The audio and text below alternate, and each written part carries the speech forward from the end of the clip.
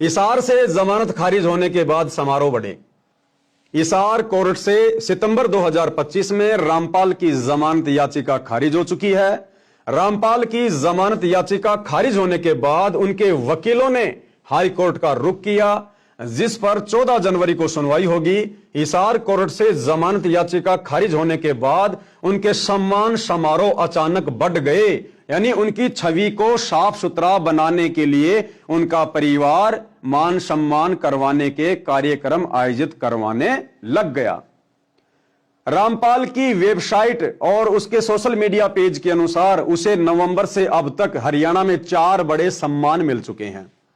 इसमें जन सेवक रत्न सम्मान, किसान जीवन रक्षक सम्मान, किसान रत्न सम्मान, भारत गौरव सम्मान शामिल है। अब भाइयों और बहनों, बाबा रामपाल जी क्या चाटेंगे इन सम्मानों का? अरे बाबा रामपाल जी को नहीं चाहिए ये मान सम्मान। परम संत किसी के मान सम्मान का भूखा नहीं होता। ये तो बाबा रामपाल जी के मंद बुद्धि नालायक परिवार को इन वकीलों ने उल्टी शिक्षा दे डाली, जिस कारण से ये सतलोक आश्रम वाले खुद का भी सत्यानाश कर रहे हैं, बाबा रामपाल की भी बेइज्जती करवा रहे हैं और साथ में नादान संगत का करोड़ों रुपया भी पानी में बहा रहे हैं।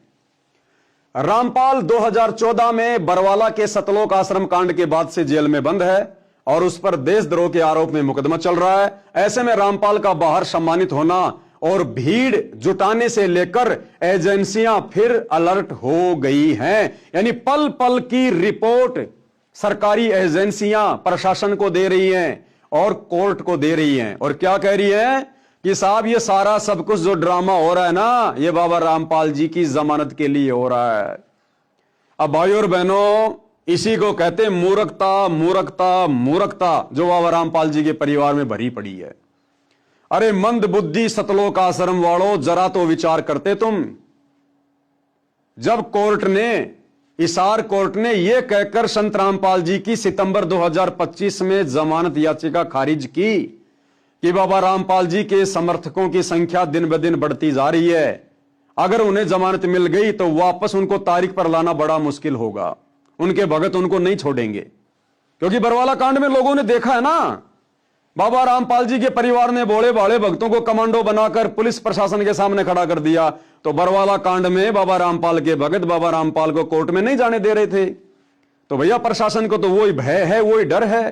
प्रशासन की नजरों में संत रामपाल जी का परिवार और उनके भगत गुंडे और मवालियों की औकात से ज्यादा नहीं है। तो प्रशासन ने कहा कि साहब हम उनको फिर तारीख पर नहीं ला पाएंगे, इसलिए अगर जमानत आप दे रहे हो जज साहब तो आप ही लेके आना उनको तारीख पर।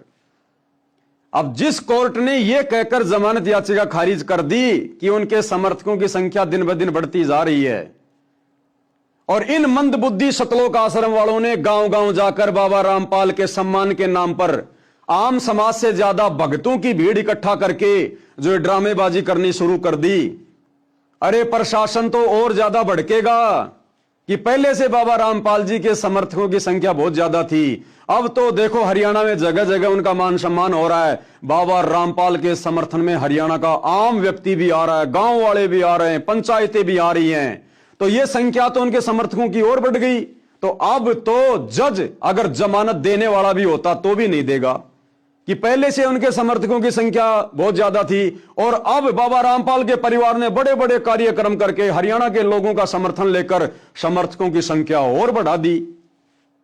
तो अब तो जज बिल्कुल भी जमानत नहीं देगा। अरे मंदबुद्धि सतलोक आश्रम वालों, तुम्हारे को किसने ये घटिया शिक्षा दे दी? अरे वकीलों को पैसा चाहिए, पैसा। बाबा रामपाल जेल में रहे चाहे रेल में रहे, उन वकीलों को लेना देना नहीं है। तो मंदबुद्धियों, तुमने क्या कर दिया?